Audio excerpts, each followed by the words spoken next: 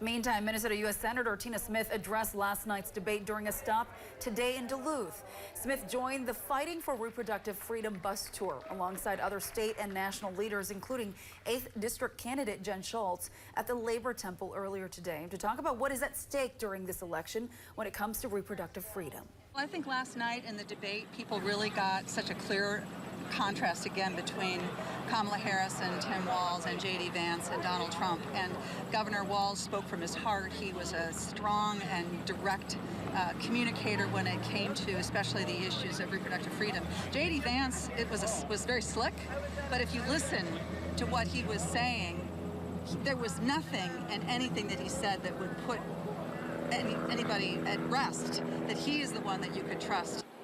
The tour is making at least 50 stops in key states addressing the difference between the two presidential candidates.